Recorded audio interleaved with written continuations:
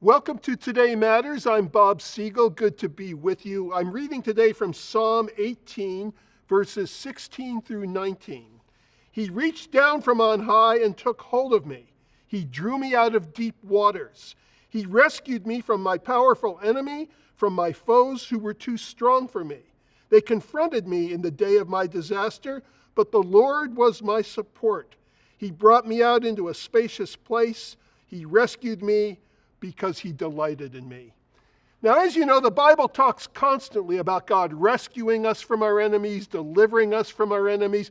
But paradoxically, the Bible also talks in places like Matthew chapter 5, Jesus' Sermon on the Mount, about loving our enemies and praying for our enemies. I'm going to share a story, a true story of a time where God took an enemy, or I should say potential enemy, and transformed him into a friend right before my eyes. I was delivered from my enemy and I felt love from my enemy. I was out at Arizona State University. I used to do this as part of my traveling evangelism circuit. Student groups would invite me out to their campus, and in the free speech area, I would get up, and it wasn't really a preaching thing. It was more of a Q&A, and people would just ask questions. How can I believe in a loving God if there's suffering in the world? How do you know Jesus rose from the dead? You weren't there. It was meant to be that kind of thing. It was done in a friendly way. That's why student groups kept inviting me out. However, there were others who did this, who would go before me, and they were not quite as friendly. Sometimes they'd have these great big sandwich boards with painted signs of the lake of fire, and they'd yell and scream, whoremongers.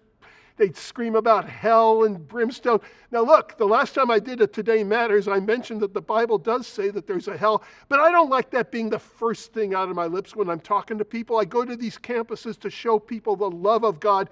Nevertheless, all a person has to do is walk by the free speech area, hear somebody out there projecting his voice, and I get immediately associated with these other guys. Well, one guy came by, he started yelling and screaming, "I'm sick and tired of you Christian hypocrites," and I'm toning it down.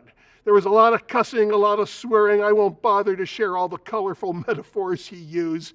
And I said, "Friend, you don't have to listen. This is the free speech area." And he literally shouted and commanded me to stop. I said, "I'm not going to stop. I believe in loving people, but I believe in a tough love too." I said, "I'm not going anyplace. If you don't want to be here, you can leave." He says, "I'm not leaving." It started getting ominous. You could see people in the crowd starting to worry that there was going to be some kind of confrontation. And guess what? He had a great big German shepherd on a leash that he was walking.